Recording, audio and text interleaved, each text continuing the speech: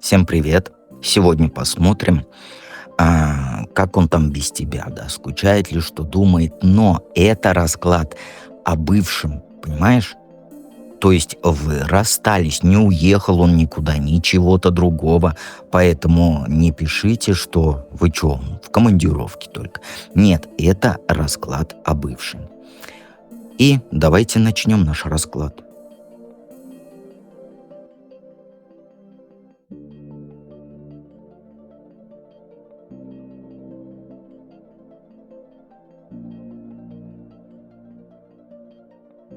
Итак, первый вариант. Десятка жезлов. Колесница. Двойка жезлов. Король пентаклей. Так чуть-чуть, у нас, наверное, не поместится. Влюбленная. Так давайте вот сюда вот положим вот так вот. И девятка пентаклей. Не поместилась, ну да ладно. Ну смотри, первая карта — это сигнификация, как ты без него. А без него тебе тяжело, это десятка жезлов. Без него ты вот как тот, кто вот на себе груз несет, который кажется вот слишком тяжелым. Ты чувствуешь, что каждый шаг требует от тебя больше сил, да, чем раньше. Как будто ты вот заменила его поддержку на свою собственную, да, но это тяжело. Ты сама стала тем, кто держит все на своих плечах. Но без него это все равно, что в гору идти с рюкзаком, в котором вот много-много жезлов, да, камней. Ты стараешься, ты справляешься, но вот в каждом твоем вздохе есть вот эта усталость. Желание сбросить эти все палки, да, вот как он сидит, и сесть вот так вот. А вместе вы раньше делили этот груз на двоих. Как он без тебя справляется, тут даже трактовать не хочу, потому что тебе будет обидно. Ну, ладно, давай. Я обещал не врать, да, но ему хорошо. Он несется вперед. Но он несется вперед, не зная точного направления. Он движется, вот держась за свой, как говорится, мотоцикл, вот как на картинке, да. Но иногда, конечно же, его глаза по течению жизни ищут тебя на горизонте. Он старается показать, что все под контролем, что он движется куда-то, да, но внутри он не сильно уверен, куда именно. Он справляется, ему хорошо, но, знаешь как, вот как на картинке. Он едет, веселый, но глазками тебя ищет. Скучает ли он по тебе? Скучает. Он вот, знаешь, вот как будто вот на своем вот этом мотоцикле приехал, да, на край мира, глядит в эту бесконечность, понимаешь, и думает вот, как же она там. Есть в нем вот это чувство, как будто он потерял что-то важное, да, что-то, что он не может вот восполнить новыми знакомствами и какими-то делами, которые его бы отвлекали. Он по тебе скучает не как по привычке, а как по части себя, которая вот осталась с тобой. И это, знаешь, это не просто ностальгия, это вот глубокое ощущение пустоты, которую он старается заполнить, но не находит чем. Поэтому колесницу так прочитал. Что он думает о вашем прошлом? Ну, знаешь, он про это думает вот как о времени, когда он был королем, а ты его королевством. Он видит прошлое ваше как вот эпоха стабильности, да, где каждое его решение, каждый его шаг смысл имел, потому что была ты рядом. И он думает о том, что ваше время вместе — это было вот когда он чувствовал себя на вершине, когда вот все, что он строил, цель имело. Но, конечно же, он в этом прошлом и уроки видит, ошибки, которые он не хочет повторять. но которые его сделали тем, кем он сейчас является. Как он свое будущее видит без тебя? Как одиночное путешествие видит, где он должен сам строить свое счастье, свою вот эту империю, да, так скажем. Он представляет себя как того, кто должен найти новые горизонты, да, новые цели, но без тебя эти цели, они ему кажутся менее яркими, понимаешь? Он видит будущее, где он может быть успешным, где он создавать что-то может, но это будет другая жизнь, понимаешь? Не та, которую он знал с тобой. И он видит себя как того, вот, кто должен научиться жить заново. Но в этом новом мире есть оттенок одиночества, понимаешь? Есть ли у него надежда на вашего соединения? Ну, конечно. Это только вот, знаешь, как маленькое, но темное, теплое такое пламя, которое он не хочет гасить. Он держится за вот эту надежду, как за последнюю ниточку связь с тобой. Понимаешь? Он держится за это, когда вот все было другим для него. Но эта надежда, она с реальностью смешана. С пониманием, что восстановить все или невозможно, или максимально сложно. Потому что многое изменилось уже. Он отпускать эту надежду не хочет. Потому что в глубине он все еще верит в то, что вы могли бы быть снова вместе. Но он и понимает, что это может остаться только мечтой, если там, как говорится, чудо не произойдет какого-то. Давайте посмотрим второй вариант.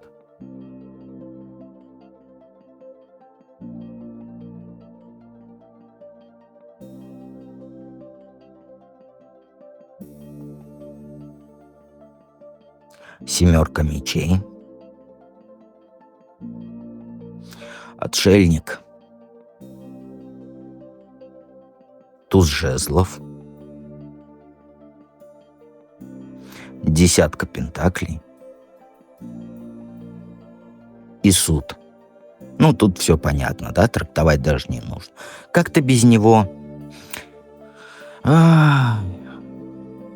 Ты работаешь над своей жизнью. Каждый день рассвет, а вечером закат, да? И ты за своей жизнью сейчас ухаживаешь как за собственным огородом.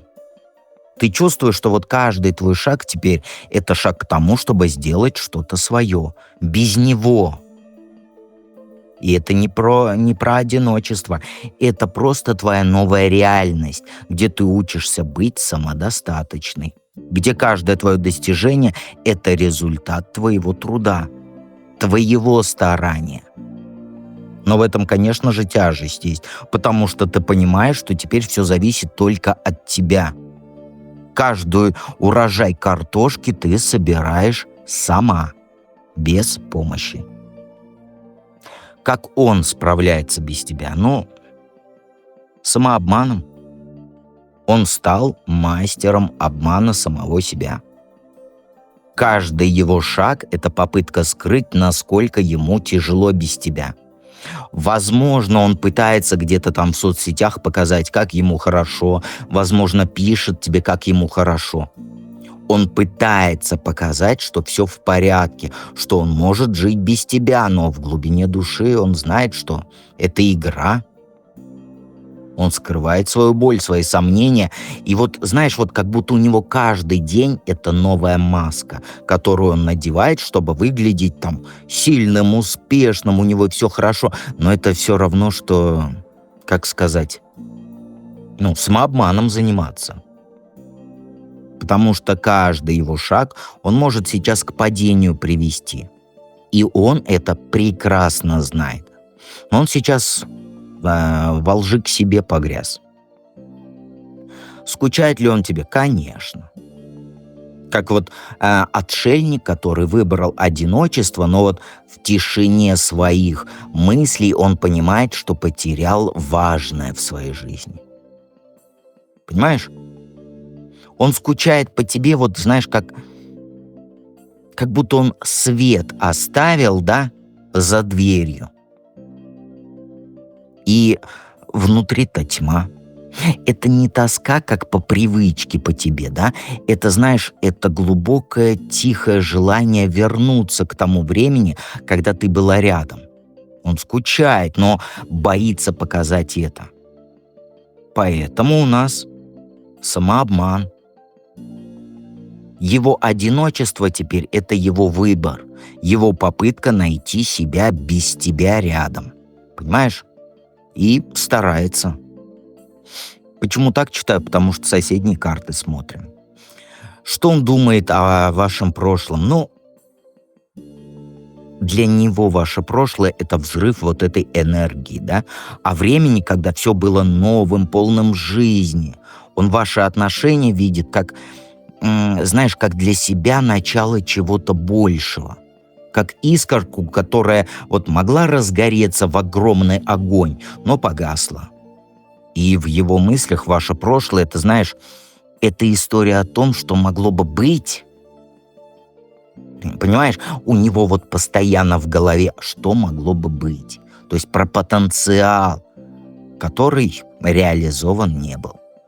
И, конечно же, он думает о том, что в этом вот прошлом были такие моменты, когда вы оба были на пути к чему-то там великому.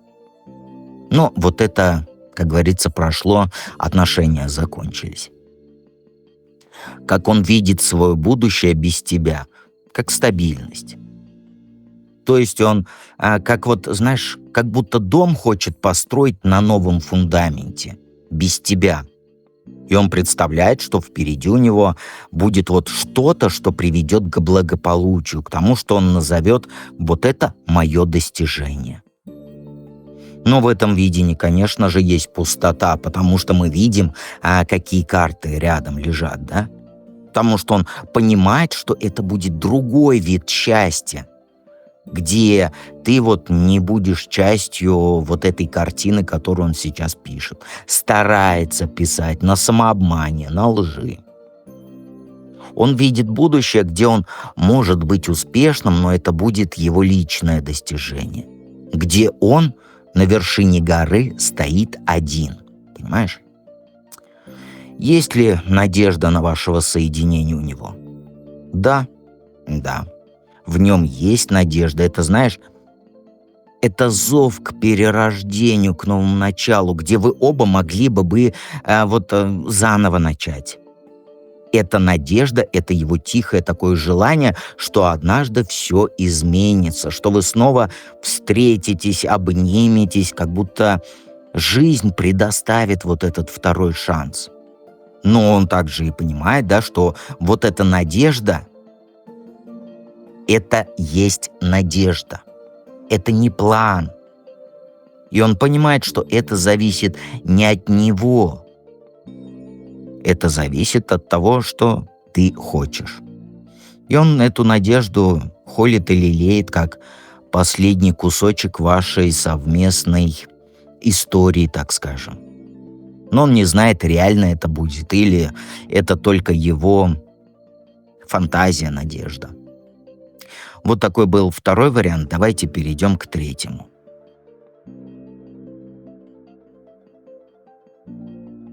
Император. Восьмерка жезлов. Маг. Пятерка мечей. Девятка кубков. И королева мечей. Ну, тут понятно, да? В общем, как ты без него для сигнификации? Ты как царица, как император, да, которая теперь сама своим царством управляет. Ты вот чувствуешь, что нужно держать все в своих руках, принимать решения, сильной быть. Понимаешь? Но в этом есть и одиночество. На вершине своей жизни ты одна. Ты вокруг себя стены построила, чтобы защищаться. Но внутри вот этих стен, да, кажется, что что-то тихо. Чего-то тихо слишком. Ты сама стала тем человеком, кто устанавливает правила своей жизни, кто свой корабль ведет пиратский, да? Но в этом есть и тяжесть. На корабле ты одна. Потому что ты понимаешь, что теперь не на кого положиться, да? Что если там пираты, внимание на абордаж, то этих не сотрудников, а сотрудников корабля, как его, этих. А матросов у пиратов, матросов-пиратов нету, потому что ты одна сейчас ведешь свой корабль. Как он справляется без тебя? По 8 жезлов понятно, да, даже по картинке понятно. Все ускорилось, жизнь побежала, и каждый день для него это гонка, в которой он пытается доказать, что ему пофигу. Ему все равно, да, будем литературными языками разговаривать. Он движется сейчас быстро, он убежать хочет вот от воспоминаний про вас, да, где вот каждое новое его начинание, каждая новая встреча — это быстрая попытка заполнить вот эту пустоту, которую ты оставила. Понимаешь? Но в этой спешке он, знаешь, он боится остановиться сейчас, потому что он знает, что тогда он встретится с реальностью, где тебя нет. Понимаешь? Скучает ли он по тебе? Конечно. Он сейчас вот как волшебник, который потерял свой главный ингредиент волшебный. Он пытается убедить себя, пытается убедить всех вокруг, что он может создать вот новое волшебство, да, но без тебя. Но чары его вот эти волшебные менее эффективны. Он по тебе скучает, как вот по части своего волшебства, где ты была его источником вдохновения, да, источником его силы. Но он скрывает это, потому что он боится признать, что без тебя он никакой не волшебник, а просто олень. Извините меня за выражение. Что он думает о вашем прошлом? Как о битве, где каждый из вас старался выиграть, но в итоге оба оказались проигравшими. В его мыслях ваше прошлое — это такое время, когда вы оба были этими воинами, да? Но не осознали, что истинная победа — это быть вместе, а не против друг друга. И он видит ваши прошлые отношения, да, как соревнования, где всегда были такие моменты, когда вы могли прекратить вот эту войнушку, да, но этого не случалось. И он думает о том, что в этом прошлом были уроки, которые вот научили его, что любовь — это не только борьба. Но поздно осознал. Извините меня за так. Как он видит свое будущее без тебя? Как вечеринку, да, где он вот наконец-то наслаждается жизнью. Когда он счастлив без тебя. Он мечтает сейчас о таком времени, когда он снова почувствует себя вот на вершине, да, где вот каждый его день он будет радостью наполнен новыми женщинами, где он будет властелином своей судьбы. Но, конечно же, в этом видении есть и одиночество, потому что у нас есть немножечко самообмана. Потому что он понимает, что это счастье, оно будет только его. Понимаешь? Без разделения радости, которая с тобой была. Есть ли у него надежда на вашего соединения? В нем нет настоящей надежды. Он сейчас видит тебя как ту, кто всегда будет держать его на расстоянии, кто будет видеть в нем только ошибки. И он знает, что ты сильная, что ты не так, кто легко простит, легко забудет и так далее. И он понимает, что воссоединение ваше, да, это как попытка изменить прошлое, что ты — это его королева, которая не вернется к тому, что было. Понимаешь? Его надежда — это, знаешь, это больше иллюзия, чем желание, чтобы прошлое можно было переписать. И реальность ему говорит, что, это, как сказать, это маловероятно. То есть руки опущены уже по поводу вот этого. Подписывайся на канал. У нас впереди выходные. Обязательно приходи в проживание. Сейчас там новеньких много, и вы можете, как говорится, идти не в одиночку. Да и сейчас есть, как сказать, полная поддержка автоматическая. Так что приходи, не бойся не понять. И помни, что дед всегда рядом.